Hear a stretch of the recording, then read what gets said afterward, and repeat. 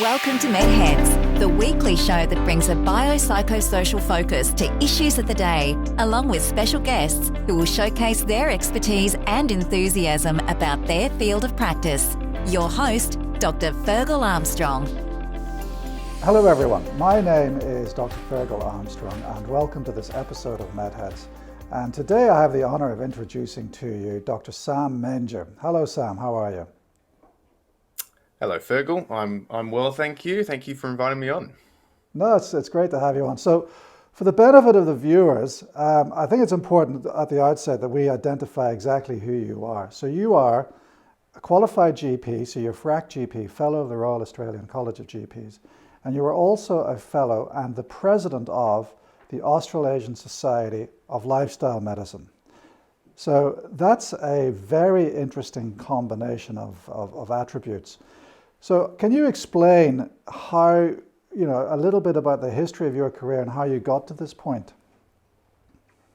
Yeah, sure. Well, yeah, like I said, thanks for having me on. So I'm also a senior lecturer with James Cook University School of Medicine and GP training, and setting up a master's in lifestyle and social medicine there, and then also have my own podcast, the GP Show. So I sort of have my fingers in multiple pies, as it were, healthy pies, pea pies, maybe. But how did I get here? Well, so I graduated 10 years ago, and I was always keen on doing rural general practice. So I went and did 4 years in South Australia. I did some anesthetics training. So in rural medicine, in sort of Mount Gambier and around the place in South Australia. And then I moved back to Queensland.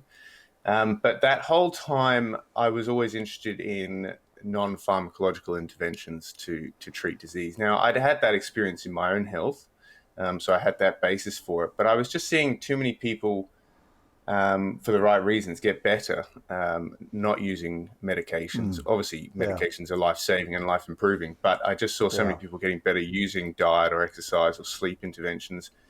And then I started doing a sort of more deep dive into the literature, and see that there's actually a reasonably strong body of evidence, though to be fair, I still think it's in its infancy and there's a long way to go, which is why I campaign and advocate to this big growing area, because I think it deserves a lot more attention than it gets.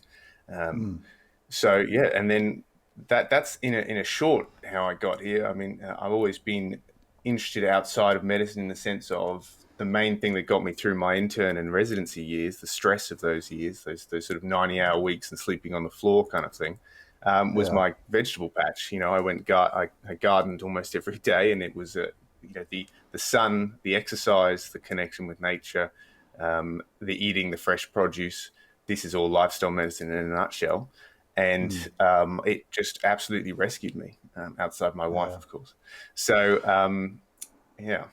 I can share with you the awful nightmare that is being a junior doctor, and I look, I'm 47 years old, and I didn't want to say that on camera, but yeah, I'm 47 years old, and back in my day it was truly horrendous, and a lot of my colleagues, they all, not all of them, but a lot of them resorted to really unhealthy lifestyle practices, and also some of them, unfortunately, stimulant medication, just to get through, the weekend shift on call. So, I mean, for instance, I can remember when I was doing ENT rotations as a junior doctor, I would start on call on a Friday morning and finish on Monday afternoon.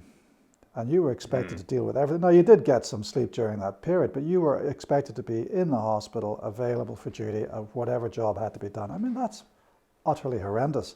And, I didn't really want to digress too much into the value of sleep today, but, we all know, you more than most, just how detrimental a lack of sleep is to practically every physiological function in the body. So, I totally empathize with your illusion, or you're talking about the awfulness of being a junior doctor. It's truly horrendous. It's a rite of passage that I think people regard as a badge of honor. Erroneously so now. I think it should be it should be made much more easily. And another thing to think about is patients don't realize just how underslept their doctors are. I mean, that in and of itself is quite frightening, isn't it? Yeah, I mean, there's some interesting stats out there, which I'm sure you're aware of, but so there's the very common and obvious stat, which is sleep deprivation of only, I think it's something like 6 hours beyond where you should be, so to speak. So you've been up for, let's Yeah, say, 18 to 20 hours. yeah, Significantly starts to impact your cognitive abilities and your fine motor skills, and then that obviously gets worse as you progress. But yeah. the also that there's, as you say, there's so many mechanisms through which sleep heals us, and there's just nothing else that does that. So There's there's nothing no else there's that no does way you can that. get Yeah, around it. yeah, And yes, it's quite phenomenal. yeah. So, I mean, I can now understand why you became interested in lifestyle medicine, because it was a personal thing for you and this interest that you have in non-pharmacological management of disease. My interest in lifestyle medicine came about when I realized the statistical analyses of efficacy for all medications were numbers needed to treat. And so something that, I mean, an example of that might be, we're going to take codeine, for instance, to treat a headache, or we're going to take codeine to treat, I don't know, a sore toe. So the numbers needed to treat for codeine efficacy is 8. That means that 8 people have to take codeine to treat a sore toe for only one person to get benefit. And I realized, well, actually, all of these medications that I rely on to make my patients better, they're not that good. You want to have numbers needed to treat of 1, and then so it's just not that impressive. And even statins, the numbers needed to treat for statins varies, but I can remember, like, it's in some situations it's 15, which is not that good. So that's the reason why I started getting into lifestyle medicine, to start to try and explore healthier ways to actually achieve therapeutic benefit for my patients. And then I realized that, especially in dementia, there are so many potential problems in chronic disease. It's like having a leaky roof with maybe 6 to 8 leaks in the roof. And unless you plug all of those leaks, you're still going to be cold, wet, and miserable at the end of the day. And therefore, one tablet that plugs one leak is just not going to cut the mustard. So you have to achieve a change in lifestyle to actually achieve the fixing of the repair of the entire roof. So, Yes. sorry, how would you define then what we've talked about lifestyle medicine? How would you then define it? What is it? And what kind of Well, purview does it have? yeah. Well, I mean, plugging leaky holes is a good analogy that I know some in this area do use, like Dr. Armand, but who works a lot on sort of healthy brain and brain aging and that sort of stuff. But so lifestyle medicine is the use of food, movement, sleep, stress management, tobacco, and substance cessation, connection with each other, which is social connection is huge, and connection with the natural world, combined with health coaching, new models of care, whether that be face-to-face, group therapy, or digital, Yeah, behavioral change insights to improve chronic disease burden, largely that is preventable or manageable with lifestyle-related interventions. So it's a fairly broad church, but the within that are obviously many different subsets. So obviously within diet, there's many different types of diet, and within diet, there's also fasting. And fasting is a fascinating area, and an area I yeah. could talk about if you'd like.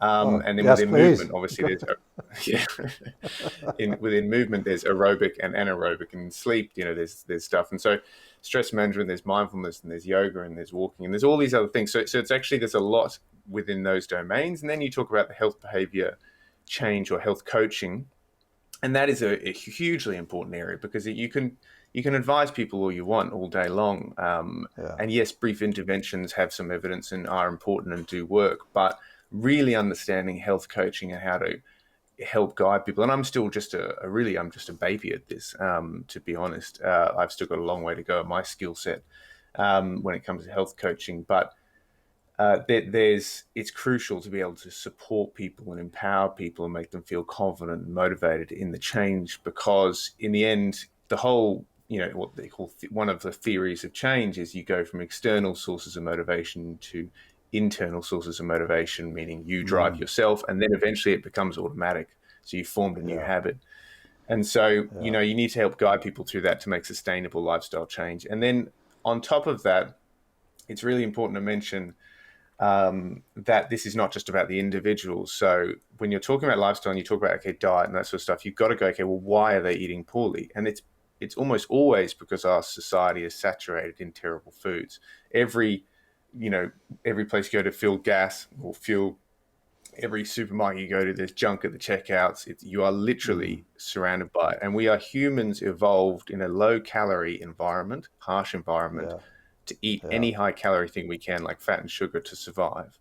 Now we are saturated in those calories, and we're not evolved, from largely to control our sort of urges. And so we get the problem we get, which is 65% of people are overweight. And if 65% of us, a class in school, failed the exam, you wouldn't be blaming the students. You'd be thinking, well, the teacher's crap or the school's crap. And so here you have a situation where we're blaming the individual for something that is largely a social cultural disease, obesity, for example. And so there's a very strong awareness and advocacy and lobbying towards changing those social determinants of health that also fall into environmental and political spheres. So yeah, it's a pretty big, it's a pretty broad church, but yeah. It's a huge, broad church, and it's very encompassing. That's one of the things that I find very attractive to it. It encompasses multiple types of professionals, multiple skill sets, and it brings them into one purpose, which is ultimately optimizing everybody's health. And I haven't seen that in any other endeavor of medicine. Now, you've said a couple of things that really resonate with me in my capacity as an addiction medicine specialist. So, I mean, you're talking about health coaching. I hear drug and alcohol coaching. You're talking about lifestyle. I hear resilience. So this is an example of how lifestyle medicine permeates and percolates through the practice of so many other fields of medicine. So, I mean, if we're talking about health coaching, as you say, Tony Robbins doesn't have the answer to it. There are multiple theories on how to do it. And again, as you say, getting that motivation from an external locus of control, the external drive into the internal locus of control, for patients to then internalize their own motivation to actually make change. And in my background, that would be the cessation of illicit drugs and the beginnings of healthy behaviors. That's absolutely crucial. And one of my epiphanies was the realization that actually, certainly in methamphetamine use disorder or in alcohol use disorder, my medication didn't really work quite so. I mean, sometimes not at all, but certainly it's only a small part of providing a patient with a holistic therapy that includes health behavior counseling, health behavior change management, psychological therapies, and AOD counseling for them to actually achieve abstinence and further to that health. The tablets that I prescribe don't really work. And as a doctor who's invested in pharmacology, that's very challenging to come to terms with. But you took that leap naturally. I find difficulty with that, but from what I'm hearing, from what you're saying, it was easy for you to realize that. Easy. Yeah, I think it probably was. I mean, it just makes sense, doesn't it? Like, if you've got, the stats are that about 80% of chronic disease is preventable with lifestyle interventions. And they're 4 simple lifestyle interventions: not smoking, BMI less than 30, so not even normal, a reasonably healthy sort of Mediterranean style diet, and a bit of activity 30 minutes a day. 80%, so that's 93% of heart disease, or diabetes, 81% of heart disease, 35% of cancers, 30 to 50% of dementia. I mean, so it's like, okay, well, that's those 4 really basic things, which most people don't do. I mean, I think from memory, about 3 to 5% of people meet the recommended intake of vegetables a day. So we've got a long way to go. And again, there's many social determinants in there. But it's so you've got to end up being a reasonably good communicator, educator, and coach to do that. And it's not like you have to be, but I think it certainly helps. And if you treat it like any form of your CPD or your continuing professional development, where you just go, okay, here's an area that's crucially important, dare I say more important than what most doctors do, which is like skin cancer management or something like that, which is still Yeah. important. But this is actually everyone, because it's not just about lifestyle. It's about medication adherence. It's about Yeah. whether people feel confident in the actual path that you've laid out for them, and in dare I say, learning from the patient, because we still have, I think, and we're coming out of it, we're growing out of it, but a sort of paternalistic model of medicine where what doctor says should go. And I think those days are over, because not just with the advent of the internet, but people are more taking more ownership of their health, rightly or wrongly, like incorrectly or correctly these days, than ever before. And we have to hear their experience. That's one, because otherwise, why would they respect our opinion if we don't respect theirs? And Yeah. two, they actually know a lot these days. And like I was just thinking about a condition last night, which I can't remember off the top of my head, but I was thinking, well, there's no way like that person ends up becoming the expert in their addiction or their diabetes or their depression. And so they're going to go off now and do research on the internet. And I think to not be good at lifestyle medicine or lifestyle interventions means that people are going to not get that from you, right? So then they're going to go seeking it somewhere else, and they're going to find possibly some truth, and they're also going to find a lot of questionable stuff, non-truth, on the internet. And then they're lost, and then they're confused, and they're stressed. And you've not really done them a service. You've done them a disservice by not providing that. So, and you need to be open to hearing what they've come across, and you need to be open to learning yourself, which I think is part of the coaching process, in my opinion. So we've heard from you what lifestyle medicine is. And I agree with you that part of the role of physicians is actually to guide people through the forest of information that is out there regarding any particular disease. Because as you say, there's an awful lot of dross out there, and being able to tease out what's good quality evidence, good quality medical knowledge versus low quality is vital.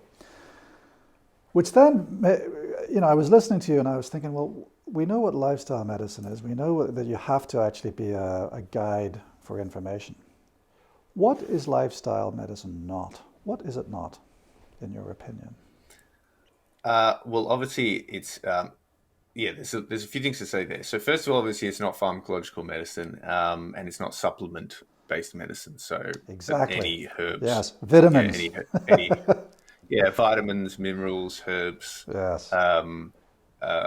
Natural therapies, inverted commas, that aren't lifestyle-based. So that's just not what it is. I mean, what I defined it to be earlier is exactly what it is. So it's not alternative or complementary. It's absolutely like foundational. Like if you look at any guideline, pretty much, you look at hypertension guidelines, cholesterol guidelines, depression guidelines, they'll all say lifestyle interventions for 3 months, 6 weeks, whatever first, or combined with medication. So that's what lifestyle medicine is. It's like it's stock standard, common sense medicine, but it's common sense medicine not practiced commonly. I mean, the stats on this are a little bit embarrassing to our profession, if I was going to be honest, about how often these things are actually assessed. It's about 20% of GP appointments, lifestyle interventions like diet and smoking, are assessed. There are some studies indicating that people wait on average 6 years to discuss their weight in detail, and about 4% of consults end with an actual lifestyle prescription of any substance. So that's, to me, a little damning, because if you flip it, if you take insomnia, for example, about 95% of insomnia consults end with a script. So here we've got a model which is topsy-turvy to me. And again, it's not a condemnation, because I think we just sort of fell into this because medication like antibiotics are exceedingly impressively effective. So of course we've kind of gone through the last 100 years feeling that that's the way to go. But now I think the next 20 years, I hope it happens quickly, will be a bit of a change where we go, actually, a lot of these meds are adjunct and important, but we need to get this base stuff working first, or at least at the same time as like meds, and say this will be a bridge until we really get on top of your lifestyle. And if that happens, and sometimes it doesn't, of course.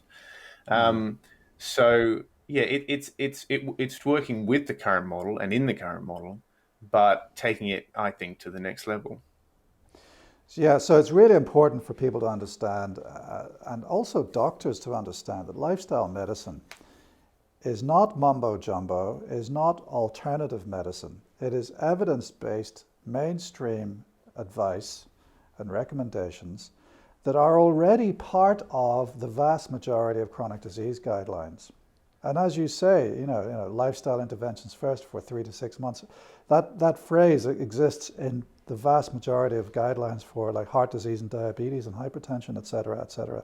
That we all as trainees, we all as students gloss over and we kind of pay lip service to it. I remember writing, my algorithm for the management of diabetes, number 1, lifestyle, number 2, blah, blah, blah. And the rest of the essay would all be about the pharmacology of all the oral hypoglycemics. And you would pay lip service by writing one line, lifestyle medicine. So what does that mean? And you're absolutely right when you say topsy-turvy. The way that we practice medicine is actually an inverted pyramid. The least important stuff we do first, which is, here's your medication. We don't get the foundations right. We don't get the foundations right in pain management. We don't get the foundations right in the vast majority of addiction management, and certainly in primary care. And those are the 2 areas that I can speak to. But as you have also said, for the vast majority of chronic diseases, it's topsy-turvy. We need to be starting off with giving our patients good lifestyle medicine. So can you give us an example of how you've incorporated lifestyle medical practices in your daily job? Because it doesn't have to be earth-shattering. It's important, but it's not earth-shattering. What do you do? Yeah, thanks. So I suppose there's just 2 things I want to mention there. One is you mentioned about just the effectiveness of these interventions, because I think it's important just to mention that briefly. So, Sure. and I'll just throw a few little studies out there. So, there's been repeated trials now showing that up to 80% of diabetes is able to be put into remission, type 2 diabetes in remission, if they've had it for less than 6 years with diet alone. So that's diet alone. So that's not including exercise and those other things which we know can improve insulin sensitivity and those sorts of stuff. You mentioned chronic pain before. I mean, there's not a huge amount of evidence for diet and chronic pain, but certainly I think movement therapies are like the number 1 foundation to chronic pain. And actually, and sleep sorry, as well. can I just stop you there? To me, it's a circle. Chronic pain is not nociception, so there's no tissue damage, right? But chronic pain causes depression, causes chronic pain, and the only way to break that is to break that vicious circle. Diet plays a role in that. Sorry, I just wanted to make that point. Yeah, that's right. So diet, certainly with depression, anxiety, there's been some good studies now. There's been about, I think it's from memory, 12 or maybe 19, I can't remember which number it was, sort of randomized control style trials in people with sort of clinical symptoms of depression. And there was a meta-analysis in 2019 of 45,000 people of actual intervention trials. So I'm not talking observational meta-analysis, interventional controlled trial meta-analysis of 45,000 people, and showing that diet was effective in depression, anxiety in particular in women. And that's for up to about 30% of people respond with moderate to severe depression. So that's a pretty impressive intervention. Obviously, it's not a panacea, but if you also take exercise, which has been repeatedly shown to be as effective as psychotherapy and pharmacotherapy, and you take sleep, if you combine all those things, no one's done this, so I have no idea what the outcome would be. But you have a significant percentage of the population who don't need pharmacotherapy. And if you look at antidepressant prescribing, it's doubled in the last 10 years. That was before COVID. It's gone up another 20-30% since COVID. So, we're on a trajectory here where we're just becoming more deeply reliant on medications, which is the wrong direction to go. And we can talk about pharmaceutical industry influence and all that sort of stuff too. But again, like I said, despite all of that, lifestyle medicine science is still relatively in its infancy, because there's a lot of things we don't know. So if we take autoimmune conditions, for example, which is again growing in prevalence and affecting people very young, there's not a lot of evidence for lifestyle interventions those trials just haven't really been done. But if you when you consider one thing, which is there are no risks really to lifestyle medicine. Like the main risk is that people become so anxious about what they eat, they then get, that goes down another rabbit hole. But otherwise, it's pretty much risk-free. So Yeah. therefore, the bar of evidence that you require should be much less. People may disagree with that, but to me, it's like if there's no risks and it's only going to help some facet of their whole of person, it may not Yeah. fix their autoimmune condition, but it'll help their mood, it'll help their sleep, everything. Then it's worth a try.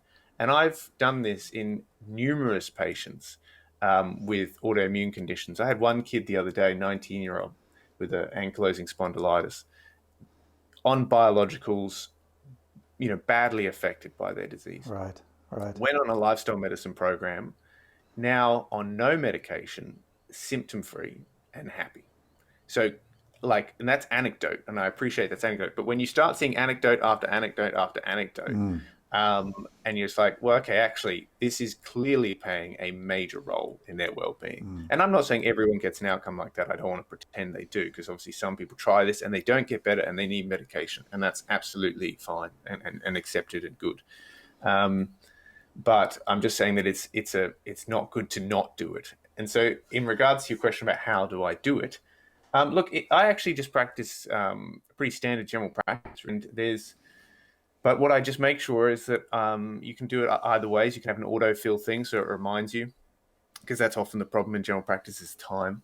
But I just make sure I assess lifestyle and I prescribe lifestyle to the vast majority of my patients. And then I will have things like behavioral cues in my room. So maybe that's a pair of soccer shoes on the ground, or a poster on the wall saying, if you want to discuss your lifestyle, please book a longer appointment. Just little cues like that will encourage people to then start talking about lifestyle. And that's sort of what we call nudging, which is a sort of behavioral science technique. And then I use coaching services. So you have them in Victoria, and we have them in Queensland. They're free state health coaching services, which is a good place to start, where they give you 6 free health coaching sessions over the phone, like as in the patient who signs up. So I would use that, and then I would see the patient every month generally, and then probably sometimes more intensively weekly for maybe a couple of weeks, just to really educate them deeply and get the motivation going, ensure there's support, and work in usually a bit more of a comprehensive multi-D component. So write more detailed letters to my colleagues, the dietitians and the physios, and expect more detailed correspondence in return. And so that's the basics. And it's really simple. But first you've got to have some knowledge of lifestyle medicine. It's the good old Miller's pyramid, with medical education. You've got to know, and then you've got to be able to know how, and then you've got to be able to show that and practice it. And when you practice it, what would have taken me 20, 30 minutes 8 years ago or something, takes me literally about a minute now to do a thorough enough assessment for me to make a diagnosis. And the assessment's key. I'll say one last thing and then I'll shut up. The assessment is key, because we treat lifestyle, like you say, we pay it lip service. And so we go, how's your diet? Oh, most patients say, yeah, no, it's pretty good. I eat pretty well. That's what 90% of patients say. And you're like, oh, okay. And that's as far as it goes for a lot of doctors. They say, okay, well, it can't be that then. It's like, no. If someone came in with a knee pain or a headache and you said, oh, how's your pain? They went, yeah, it's pretty bad. You went, okay, got the diagnosis, pretty bad knee pain. Like, you would be negligent, right? It would be malpractice to do that. You then say, well, where's the pain? Where does it refer? How bad is it? What makes it better? What makes it worse? Is it red? Is it swollen? Do you have a fever, etc.? We go through an assessment, which is what we've been taught to do, and use our clinical reasoning. We don't do that with lifestyle. Like, where did that go? So it's like, okay, what do you eat? What's breakfast? What's lunch? What's snacks? What's drinks? What's alcohol? When do you eat overnight, which is very common, night eating disorders and binge eating disorders. Where are your cravings? What do you really want? Where do you struggle, etc., etc.? So the same with movement, same with sleep, etc., etc. Like, you have to do an assessment if you're going to make the right diagnosis. And we just don't seem to realize that. But some do, and I shouldn't be critical in the sense that there's actually quite a lot of GPs who really do care about this. And like you said, it's a multidisciplinary field, specialists, allied health, and obviously allied health do. But there's still a way to go. There's still a way to go. On that sweet note, Sam, we've run out of time, but I would really look forward to the opportunity of talking with you in greater detail on each of the multifacets that does constitute lifestyle medicine, even though we are in its infancy. And as you say, there's still a way to go. But Dr. Sam Manger, thanks very much for your time today. Thank you. Thank you so much, Fergal. That's it for today's MedHeads. My name's Dr. Fergal Armstrong. We'll see you next time.